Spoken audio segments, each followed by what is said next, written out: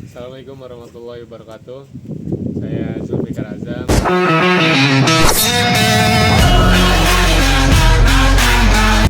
Saya akan menjelaskan tokoh Muhammad Abduh. Assalamualaikum warahmatullahi wabarakatuh. Perkenalkan, saya Ramdan Fernando. Saya akan menjelaskan pemikiran tokoh Imam Al-Ghazali. Saya Muhammad Tegar.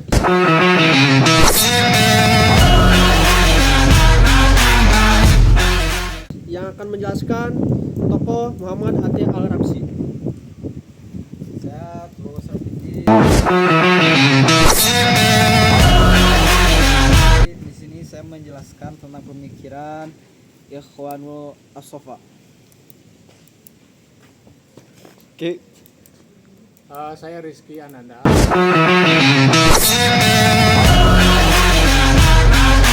Saya akan menjelaskan tokoh filsafat Islam yaitu Ibnu Khaldun. Baik, saya Muhammad Siddiq Abdullah.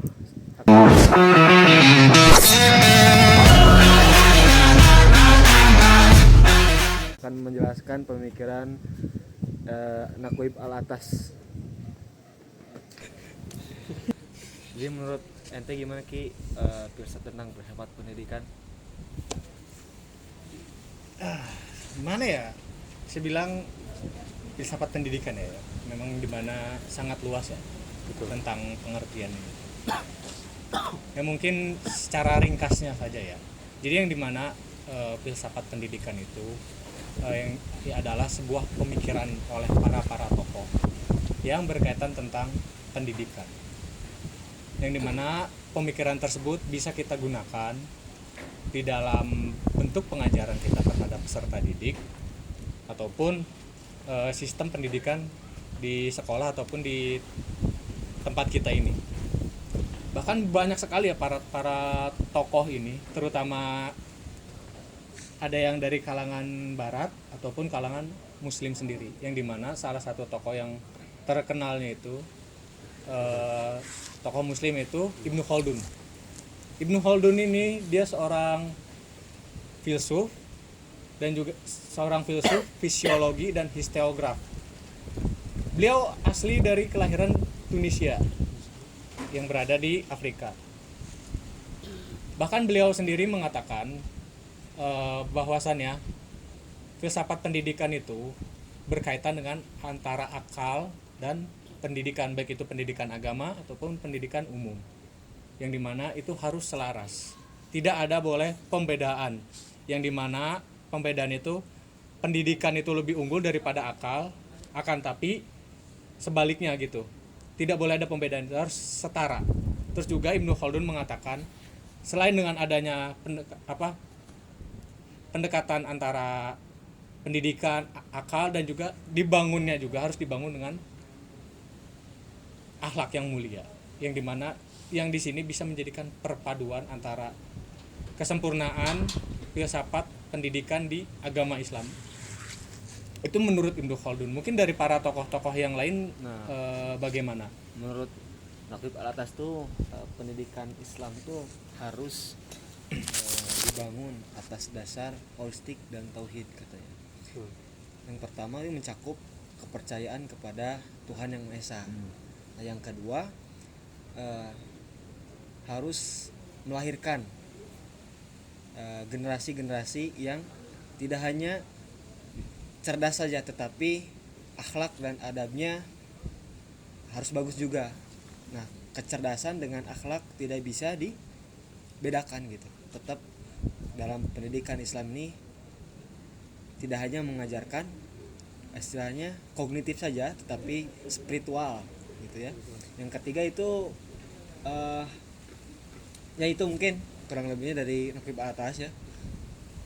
Ya, mungkin dari Naqib Al-Atas ada persamaan antara Ibnu Khaldun dan itu yang dimana menekankan terhadap akhlak dan juga pendidikan itu. Mungkin dari tokoh-tokoh selain Ibnu Khaldun dan Ibnu Al-Atas, mungkin dari yang lain para pemikiran tokoh-tokohnya.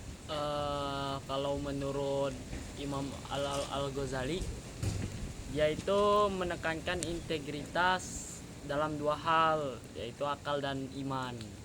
Jadi akal dan iman ini harus selaras dengan itu lagi tadi filsafat pendidikan tadi. Dia berargumen juga bahwa pendidikan harus diarahkan untuk berserah diri kepada Allah. Jadi pendidikan itu apa sih tujuannya pendidikan itu?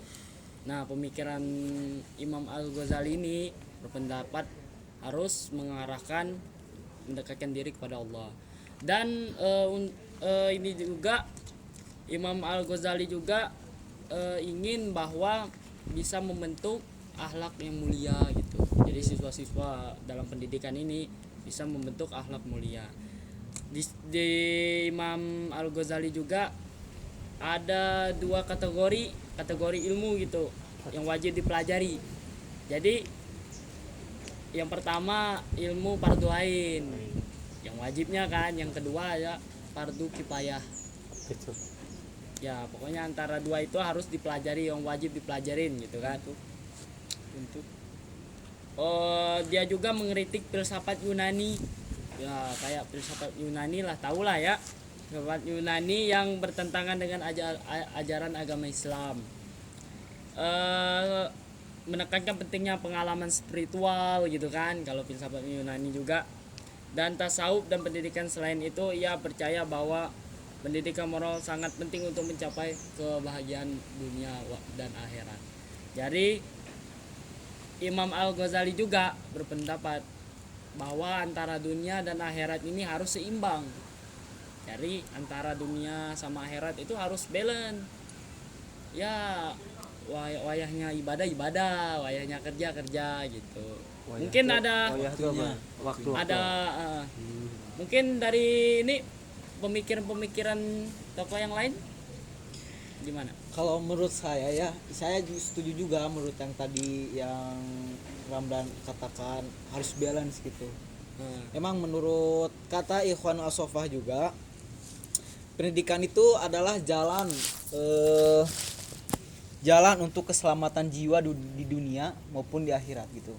Nah, jadi pemikiran si Ikhwan As-Sofah ini menekankan menekankan kesatuan antara ilmu, iman dan akhlak gitu. Nah, menurut pandangan si Ikhwan As-Sofah ini, pendidikan itu adalah sebagai proses spiritual dan intelektual untuk mendekatkan diri kepada Allah dan menjadi manusia yang sesempurna mungkin. Mungkin dari Ikhwan As-Sofah seperti itu.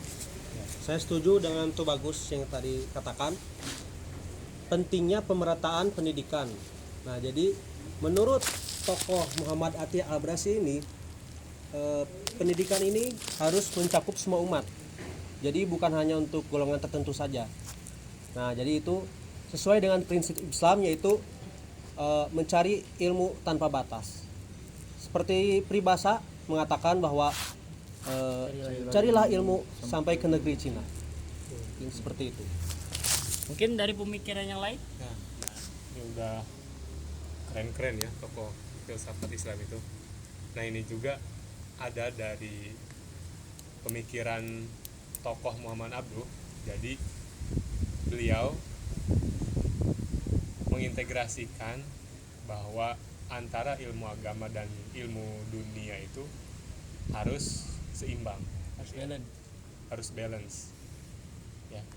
Jadi Muhammad Abduh ini menolak pemisahan antara ilmu agama dan ilmu modern, ilmu duniawi ya. Agar apa? Agar manusia saat ini bisa berkompetisi di zaman sekarang. Nah, beliau juga Muhammad Abduh ini tujuan dari pendidikan ini adalah untuk mencetak muslim yang modern. Apa maksudnya?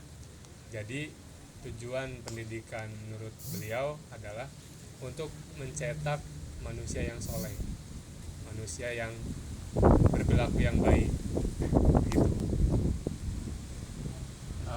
Mungkin Kesimpulannya ya, mungkin dari semua para tokoh-tokoh yang telah disebutkan oleh kawan-kawan juga memang sangat luar biasa, sangat berpengaruh di dalam kehidupan kita, baik itu dari pendidikan, akhlak dan sebagainya, yang dimana para tokoh ini dia mengemukakan pemikirannya untuk kita gunakan dan kita terapkan di masa ini, yang dimana tokoh-tokoh tersebut berperan penting, seperti halnya contoh tokoh Islam dalam dunia kedokteran, Ibnu Sina.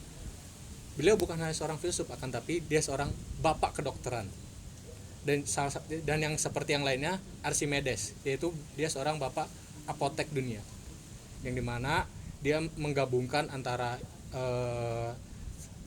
keagamaan dan juga ilmu perobatan, yang sehingga ilmunya berguna.